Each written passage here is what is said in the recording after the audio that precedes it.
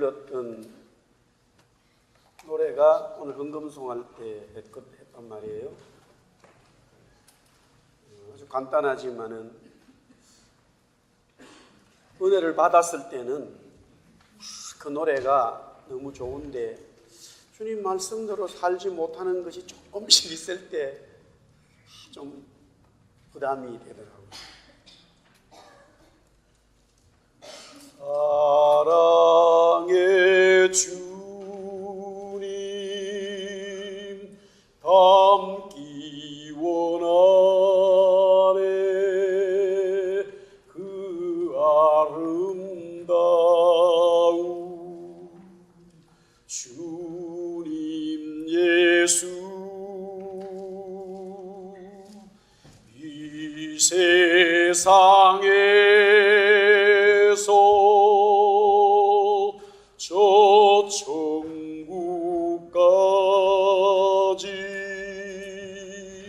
닮기 원하네. 주님 예수. 할렐루야. 주님은 메시아 구원자였습니다. 요한복음 10장 30절에 나와 아버지는 하나다. 주님이 말씀하셨는데 자신이 하나님이라는 거예요. 또한 요한복음 10장 28절에 내가 그들에게 영생을 준다. 영원히 멸망하지 아니할 것이라. 주님이 저와 여러분들에게, 제자들에게, 모든 사람들에게 이터널 라이프, 영생을 주신다라는 거예요. 하나님만이 할 수 있는 일이죠. 아, 그렇구나. 주님은 구원자였구나. 주님은 나를 구원하신 분이구나. 제자들도 깨닫고 이 진리를 깨닫는 모든 사람들은 그 진리를 깨닫는 그 순간, 그 시간이 주님과 하나 되는 것이고 신랑이신 주님을 만나는 것이고 가지고 있던 모든 죄악들이 다 도말해지고 사해지는 역사를 경험하는 거예요. 할렐루야. 네. 이런 영생, 구원, 거듭남을 주시기 위하여 주님은 요한복음 3장 14절에서 15절에 보니까 모세가 광야에서 뱀을 든 것 같이 인자도 들려야 한다. 이것을 믿는 자마다 영생을 얻는다라고 말씀하셨습니다. 십자가에 주님이 죽어야 한다는 것입니다. 아니, 구원자요 메시아요 하나님의 아들이요 하나님이신 그가 이 땅에 오셔서 어떻게 십자가에서 죽어야 되는가? 그러나 그렇게 그분이 십자가에 죽으셔야만이 저와 여러분들에게 영생이 주어진다라는 거예요. 문제는 그 진리를 믿느냐라고 주님 묻고 있습니다. 분명히 주님은 하나님이신데, 예수 그리스도는 하나님의 아들이신데, 창조주인데, 모든 만물을 주관하시고 다스리시는 분인데 그분이 어떻게 십자가에서 죽을 수 있단 말인가? 나는 그런 예수는 믿을 수가 없어. 예, 그렇지요. 대부분의 사람들이 지식으로 종교로 접견하면은 그렇게 인식을 합니다마는 똑같은 이야기를, 똑같은 진리를 듣고 야, 이게 영에서 하나님의 복음의 역사가 있는 자들에게는 그렇구나, 주님께서 구원자이신 주님이 나를 위하여 십자가에 죽으셨구나 라는 그 고백이 눈물 흘리도록 나오게 되어 있다 이 말이에요.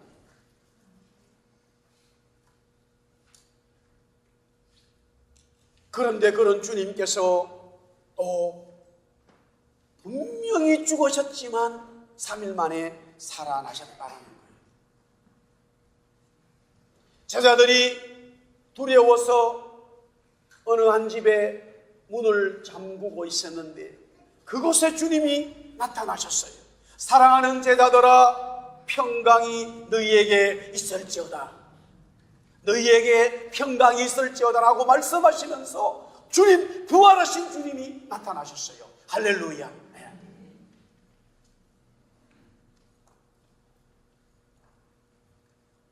제가 다음 달에 저희 시골 교회 70주년 때문에 가는데 지난주에 연락이 왔어요. 선배 목사님으로부터. 그 70주년 기념 예배에 장 목사가 설교를 해야 된다는 거예요. 왜요? 다른 이유는 없어요. 너가 막내이기 때문에. 이유가 그거예요. 10분 설교라는 거예요. 많은 주의 종들이 한 동네에서 나왔어요. 시골 교회 아무도 그 교회를 주목할지를 못했지만 그곳에서 믿는 젊은이들이, 학생들이 주의 종들이 되고, 그뿐만이 아니라 선교사들이 되고, 또한 그뿐만이 아니라 서울, 부산, 대구에 흩어져서 장로로 권사로 얼마나 잘 섬기는지.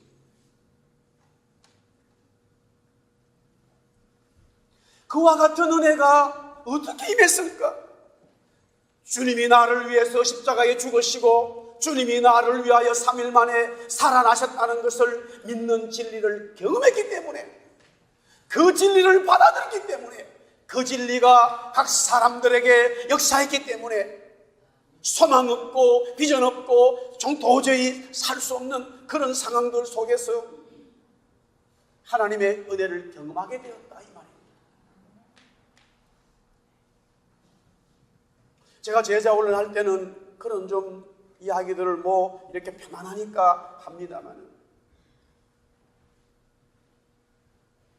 우리 여기에 오신 분들도 참 대단하지만 저도 조금 대단했어요. 시골에서.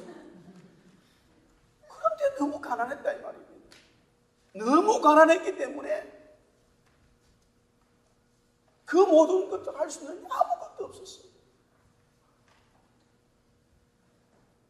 오로지 할 수 있는 것은 그 시골 교회 마루바닥 엎드려서 하나님의 은혜를 구하는 것밖에 없더라, 이거예요. 그런데 부활하신 주님이 찾아오셔서 사랑하는 아들아, 걱정하지 마라, 염려하지 마라, 두려워하지 마라, 내가 너와 함께함이니라. 내가 너를 온 세상에 다니면서 복음을 전하게 해주마. 야, 저는 그래서 그때부터 미국에 가는 줄 알았어요. 미국보다 캐나다가 더 좋더라고요. 주님은 메시아였고, 주님은 십자가에 죽으셨고, 주님은 그럼에도 부활하셨어.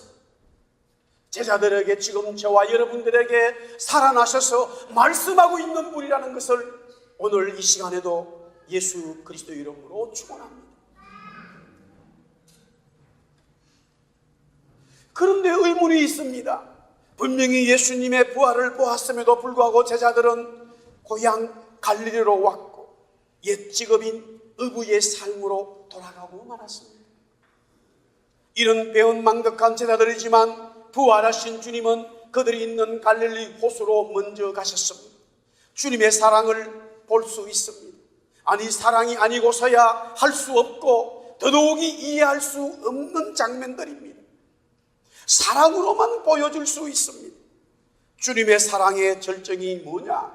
지금 베드로에게, 시몬에게 요한 아들 시몬아, 네가 나를 사랑하느냐라고 묻고 있는데, 이것은 베드로에게도 묻지만은 주위에 있는 모든 제자들에게도 함께 묻는 질문이었습니다. 베드로의 대답은 자신이 없었습니다. 다른 제자들도 마찬가지였습니다. 제가 주님을 사랑하는 것을 주님이 아시지 않습니까? 라는 대답으로만 얼버무리고 맙니다.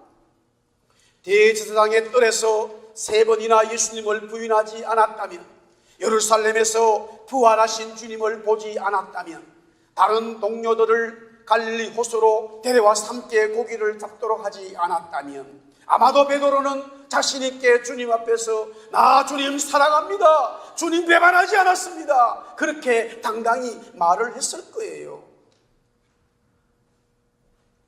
그러나 베드로는 분명히 우리가 아는 대로 주님 앞에 실수를 했습니다.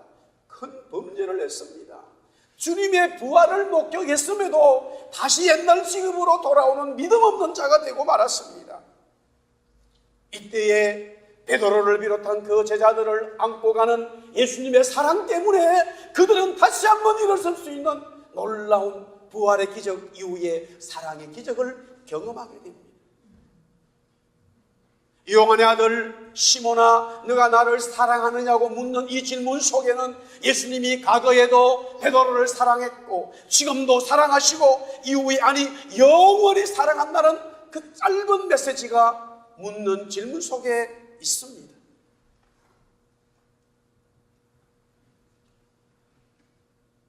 먼저 우리가 요한의 아들 시몬에게 주님 묻기를 네가 나를 사랑하느냐고 했을 때에 베드로라고 하지 않았습니다.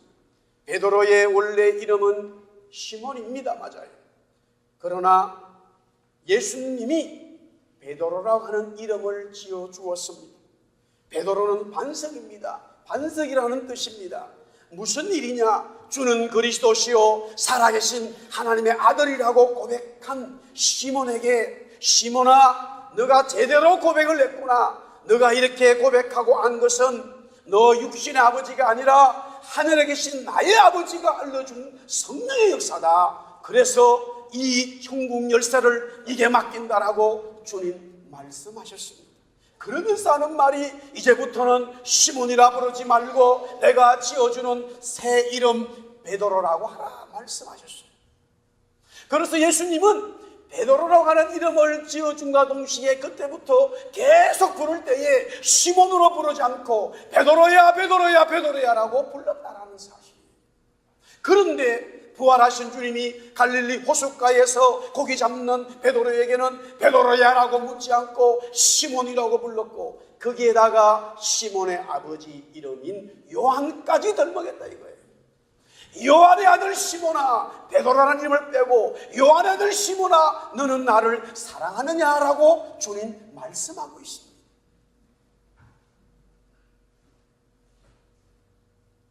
저는 개인적으로 시골에 가면은 어떤 분들이 그렇게 말합니다.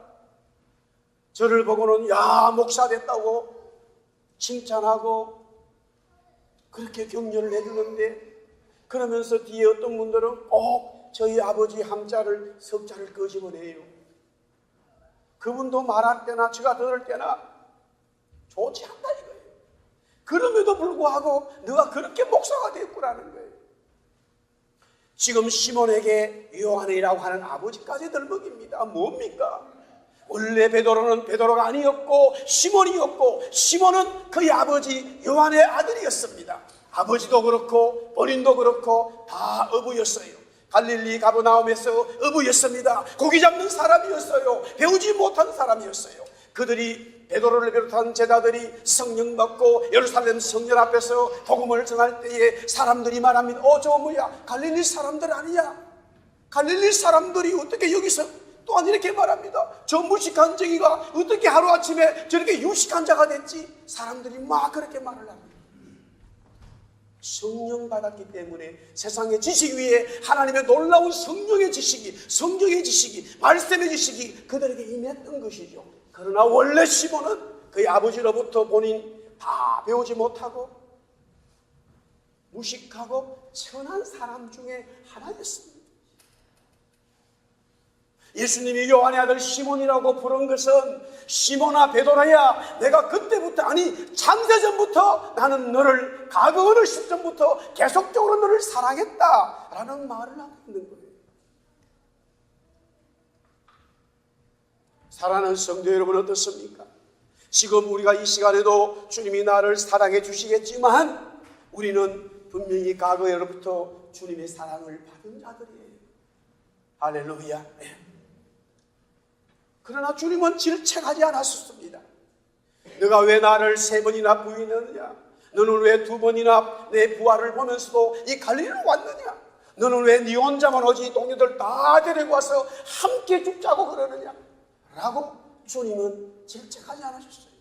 그냥 요한의 아들 시몬아 라는 그 말 속에 너가 그런 범죄하고 그런 어떤 성격이지만 너는 원래 그런 사람이었지 않느냐? 나는 그 원래부터 너를 사랑했다라는 그 마음이 주님의 말씀 속에 있습니다. 주님의 사랑이죠. 우리가 돌아보면서 지난날의 모든 삶들을 보면은 주님이 나를 얼마나 사랑해 주시는지를 깨닫게 되기를 주님의 이름으로 축원합니다. 모든 지나간 시간들이, 과거의 시간들이 주님의 사랑으로 꽉 차 있는 거예요. 믿으시면 아멘.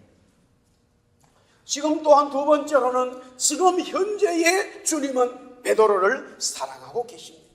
제자들을 사랑합니다. 과거에도 사랑하셨지만 지금도 여전히 주님은 그들을 사랑하고 계십니다. 아니, 사랑이 더 커져 있음을 우리는 볼 수 있습니다.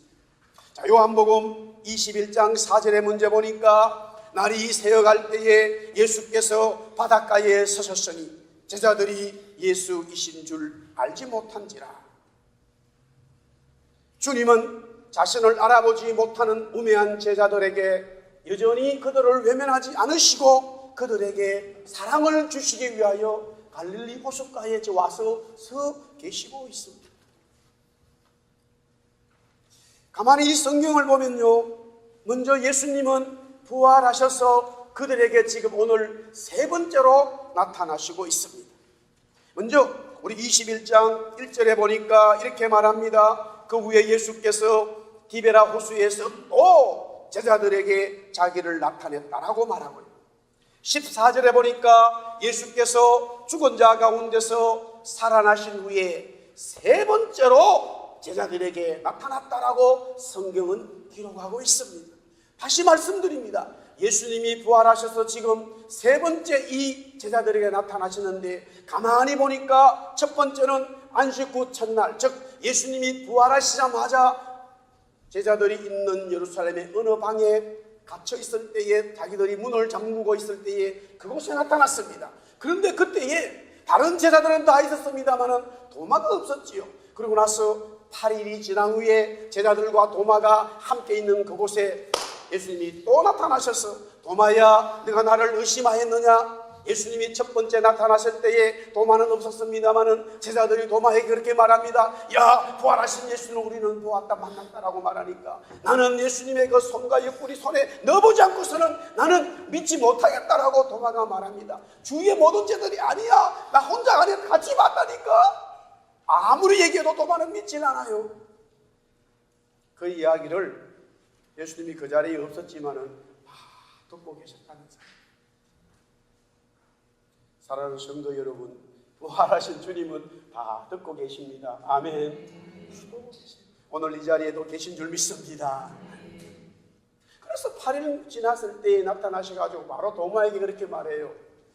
너가 그렇게 말했지, 자, 넣어봐라, 손 넣어봐라 하고 자기가 창으로 찔린 것, 여러 흔적들, 상처난 것을 다 보여주고 만져보라고 했습니다. 그때 두 번째 나타나신 거예요.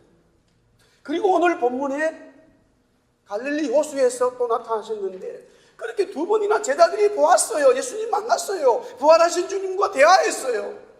그렇다면은 저보다 이렇게 말해야 되지 않는 거예요. 주님, 우리가 어떻게 해야 됩니까? 분명히 주님 무슨 말씀하실 거예요.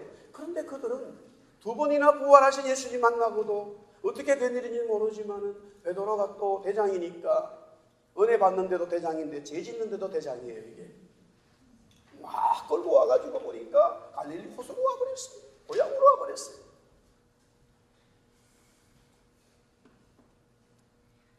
첫 번째는 지금 현재의 예수님이 제자들을 사랑한다는 그 증거가 뭐냐? 부활하신 주님의 몸을, 자신의 몸을 계속적으로 보여주고 있다는 거예요. 저는 이 부활절이나 고난주간을 보면서 왜 예수님은 대제사장들에게는 부활하신 몸을 보여주지 않았을까? 왜 예수님은 빌라도에게는 안 나타났을까? 저는 혼자 독백으로 이야기해요. 신앙이 덜 돼서 그렇겠죠. 저는 그런 생각을 하겠죠. 믿음이 좀 덜 돼서 그런 것 같아요. 만약에 제가 그렇게 부활했다면은 빌라도, 대제사장, 유대인 바리새인들, 지도자들 다 집집마다 나타나가지고 순간적으로 다 나타나가지고, 야, 이놈아, 내가 살아났다. 너희들이 나를 뭐라고 그랬다고 그랬을 것 같은데 전혀 나타나지 않았어요. 그리고는 제자들에게 계속 나타나는 거예요. 40일 동안 계셨단 말이에요. 또 나타나 주시고 또 나타나 주시고 또 나타나 주시고 그 다음에 마지막에 성장하실 때 그때 또 계셨어요. 사랑하는 성도의 화문을 따라합시다. 사랑받을 때 많이 받자. 많이 받자. 많이 받자. 예수님으로부터 사랑을요, 예수님 사랑 줄 때 막 받으셔야 돼요. 예수님의 사랑은요, 또 주고 또 주고 또 주시는 거예요. 아이고 주님 이제 그만 받아도 이래 할 때까지 받으셔야 돼요.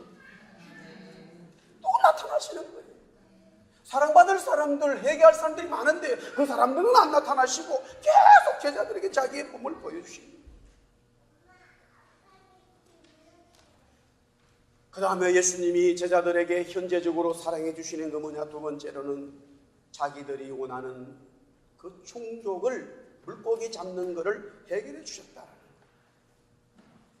먼저 요한복음 21장 4절에 보니까 고기 잡고 있는 제자들을 갈릴리 호수 가에서 보고 계시는 거예요. 제가 이렇게 그림을 그려본다면 이렇게 그림이 들어요. 이제 상처가 있잖아요. 그러나 하나님이 부활하신 몸이죠.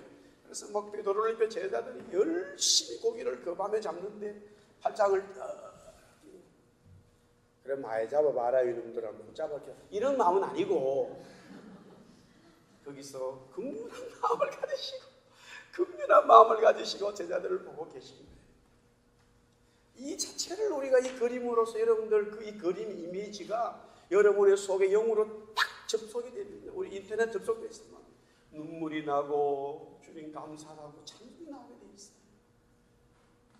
너무 죄가 많고 하나님 앞에 설 수 없는데 주님이 내 옆에 와 계셔서 가만히 보고 계실 때에 얼마나 감격스럽습니까? 그런데 오늘 보니까 결국 예수님은 고기 잡았느냐라고 물으니까 제자들이 못 잡았습니다. 그렇게 대답하니까 배 오른편에 던져라. 오른편에 던졌더니만 그것도 큰 물고기, 작은 물고기 아니에요. 큰 물고기를 153마리나 잡도록 해주세요. 그리고 그물이 찢지 않았다. 베드로를 비롯한 제자들이 원하는 삶의 그 요구를 들어주었다. 인터넷에 이런 어떤 분이 기사서를 입었어요. I don't need Google. My wife knows everything. 이걸 입고는 사진을 찍었어요. 그분도 자기 부인이 대단히 능력자고 겁이 나는 모양이라 구글이 필요 없대. 자기 와이프가 다 안 돼. 지금은 우리가 뭐 어떤 정보를 전부 다 치면은 알려주잖아요. 점점점 주님 믿기 어려운 시대가 된 것 같아요. 정말로 주님이 필요합니까? 그러나 오늘 성경은 우리의 삶에 필요한 모든 것들을 주님은 풍족하도록 채워주신다 이 말이에요. 그게 우리 삶에 있는 예수님과 나와의 사랑이에요. 믿으시면 아멘. 과거에도 주님이 나를 사랑해 주셨지만 지금 내 살아가는 모든 삶의 문제들을 하나씩 하나씩 해결해 주시는 주님이 있어요. 그래서 나와 현재의 사랑을 주고받는 거예요.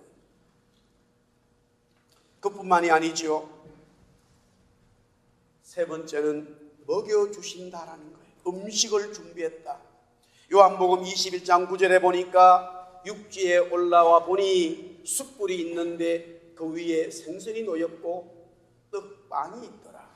요한복음 21장 12절에서 13절에 예수께서 이르시되 와서 조반을 먹으라 하시니 제자들이 주님이신 줄 아는 고로 당신이 누구냐 감히 묻는 자가 없더라. 예수께서 가셔서 떡을 가져다가 그들에게 주시고 생선도 그와 같이 하시니 예수님이 처음 갈릴리 호숫가에서 고기 잡는 제자들을 보고 계실 때 그들은 예수님을 보았어요. 누군가가 밖에서 그 호숫가에서 있어요. 그러나 가까이 이렇게 분명히 얼굴을 봐도 예수님인지 몰랐어요. 그들이 153마리 고기 잡고 난 다음에 아니 그 고기를 잡기 전에 배 오른편에 그물을 던져라라고 말했을 때에 그 소리를 듣고 그때서야 예수님인 줄 알았다 이거예요. 성질이 급한 베드로는 또 물속에 뛰어들었습니다. 제자들도 다 함께 알았어요. 그런데 막상 밖에 나와보니까 이미 따뜻한 숯불이 있고 그 위에 생선도 있고 빵도 구워서 나눴어요. 그 새벽에 밤새 낚시를 하다가 먹는 이 음식은 너무 맛있습니다. 잘 모르실 거예요, 여러분들. 새벽에 먹는 이 배고플 때 먹는 음식은 너무 감사하죠. 예수님은 지금도 제자들을 사랑하신다라는 그 사랑으로 그들에게 음식을 준비하여 주셨습니다.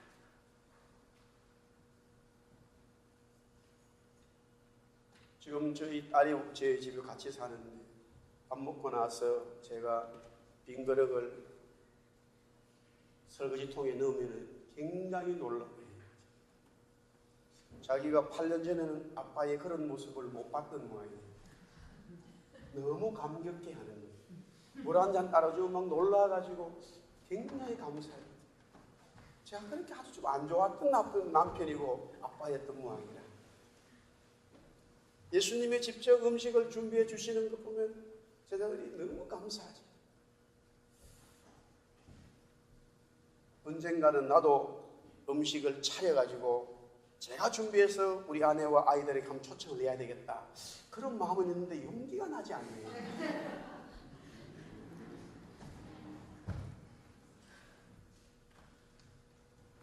우리 한번 따라하겠습니다. 주님은 지금도 나를 사랑해 주신다.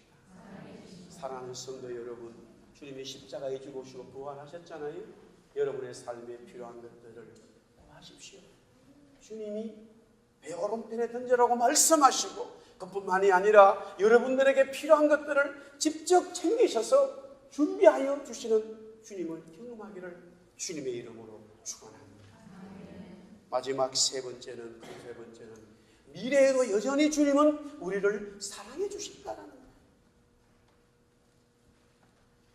주님의 사랑은 현재도 있지만은 영원히 미래에도 끝이 없는 주님의 사랑이 있다라는 건데, 그 사랑이 뭐냐? 이제 여기서 주님이 말씀하고자 하는 본질의 사랑이 나옵니다. 물론 그들에게 153마리 고기도 잡아주고 또 그들이 너무 배가 고프기 때문에 먹을 수 있는 음식도 준비해 주시는 주님의 사랑이 있어요. 사랑하는 성도 여러분, 저도 그렇고요. 주님이 우리가 살아가는 모든 삶에 필요한 것들을 반드시 채워주는 줄 믿습니다.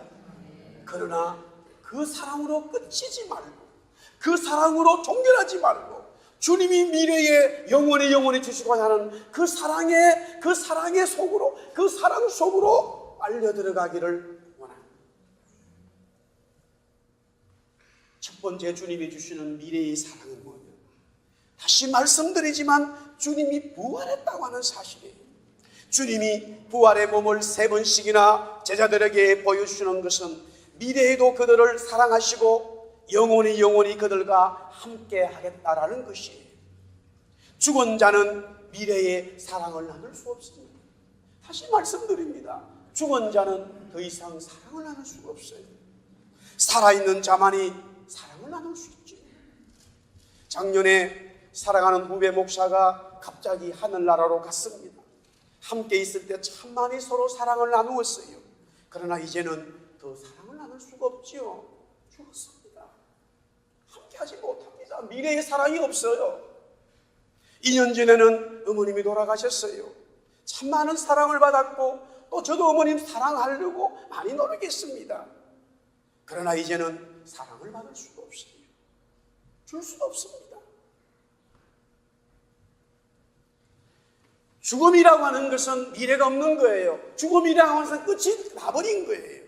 그러나 주님이 부활하셨다는 것은, 분명히 십자가에서 죽으셨지만 주님이 부활했다는 것은 저와 여러분에게 사랑을 영원히 주시겠다는 약속이에요. 할렐루야. 그래서 우리는 주님을 붙들어야 되는 거예요. 세상에 어떤 사람도 물론 우리가 서로 사랑해야 되지만요, 세상에 그 어떤 것도 있겠지만 그 모든 것들은 다 변하는 거예요. 다 변하는 거예요. 천지는 다 변해요. 그러나 주님은 살아계시다 이 말이에요. 부활하신 주님과 계속적으로 저와 여러분들이 사랑할 수 있다 이 말이에요. 할렐루야. 그 사랑을 붙들어야 되죠. 그 다음에 주님이 제자들에게, 저와 여러분들에게 미래적으로 영원히 사랑해 주신다는 것은 주님의 양을 우리에게 맡기셨다라는 거예요. 오늘 요한복음 21장 15절부터 17절에 요한의 아들 시몬아 네가 나를 사랑하느냐고 물으실 때에 베드로가 이렇게 대답을 합니다마는 결국 주님은 이렇게 말씀하셨어요. 우리 한번 따라합시다. 내 양을 먹여라. 지금은 아니에요. 이후의 시간들이에요. 이후에 주님의 양을 먹이는 거예요. 사랑하는 성도 여러분, 이게 얼마나 중요하냐면은 지금 우리가 구원받고 부활하신 예수님 만나서 예수님의 사랑을 먹기 시작하면은 예수님의 하는 일에 대해서는 함께 일하게 되는데 그 일하는 미래의 모든 일을 계속적으로 우리는 내일 모레가 또 우리의 미래고 1년, 2년, 10년, 20년 뒤가 우리의 미래들이 오면서 그것으로 끝나는 게 아니라 그렇게 주님이 맡긴 사역, 이 사명이 영원한 하나님 나라에 그대로 연결된다고 하는 사실이에요. 믿으시면 아멘. 그래서 이거는 영원한 사랑이라는 거예요. 영원한 사명이에요. 영원한 은혜라는 거예요. 이 세상에 서로 간에 아무리 관계가 좋아도요, 끝이면 끝나는 거예요. 그렇지만은 주님 앞에 충성하고 주님의 양을 맡아서 주님이 주신 사명을, 각자 사명을 순종하고 감당했을 때에 그 순종이 영원한 사랑으로 연결되어 있다는 거예요. 주님이 이 땅에 오셨을 때 재판합니다. 너는 나와 잔치에 참여한다. 아니 어떻게 주님 제가 그렇게 갈 수 있나요? 너는 어떤 나그네에게 물 한 잔 주었다. 그 나그네에게 물 한 잔 준 것은 나에게 준 것이라고 주님 말씀하지 않아요. 모든 양을 먹이는 주님의 사역 속에, 주님의 모든 복음의 사역, 주님의 진리 속에 각자 맡은 대로 우리는 감당하는 거예요. 그것이 바로 미래의 사역이요, 영원한 사역이요, 그것이 주님이 저와 여러분들에게 주시는 바로 언약이요, 사명이요, 사랑인 줄 믿습니다. 마지막 세 번째 하나, 미래의 사랑은 바로 따라합시다. 영원한 사랑은 하나님의 영광으로 나타난다. 할렐루야. 요한복음 21장 18절부터 23절에 쭉 나오는데 이 말씀을 정리하면 이렇습니다. 베드로는 베드로대로, 요한은 요한대로, 저는 저대로, 여러분은 여러분대로 하나님의 영광의 잔치에 참여하게 된다. 맡겨주신 주님의 양, 맡겨주신 주님의 사명을 감당했을 때에 그 마지막은 영원한 하나님의 역사인데 하나님의 영광이 그 사람에게 임한다라는 거예요. 할렐루야. 그 영광을 바라보고 우리는 오늘도 기쁘고 감사하게 살아갈 수 있습니다. 말씀을 정리하겠습니다. 주님의 사랑은 과거에도 있었어요.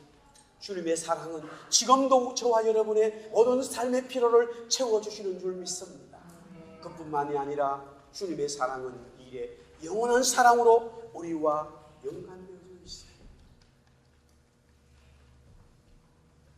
요한복음 14장에 15장에 주님이 제자들에게 말씀하셨지만 아가서 말씀에 술라미가 솔로몬을 보고 그렇게 고백합니다. 저와 여러분의 고백인 줄 믿습니다.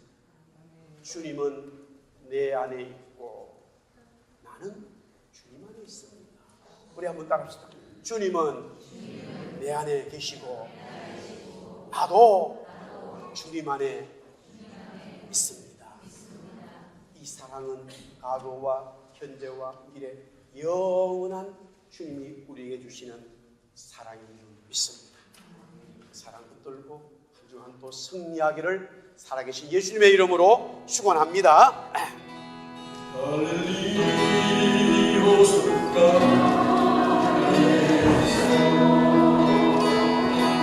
주님은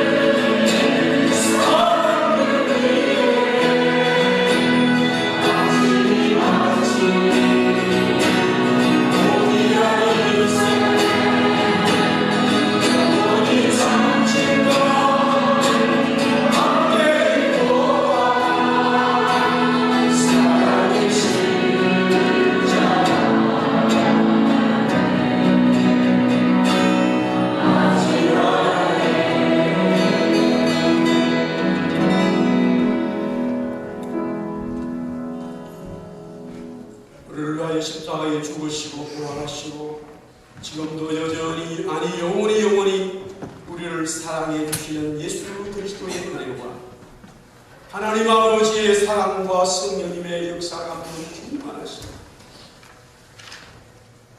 주님이 우리를 위하여 십자가에 죽으셨고 또 부활하시고 지금도 살아계셔서 우리와 함께 사랑을 나누시는 그 구원자로 믿고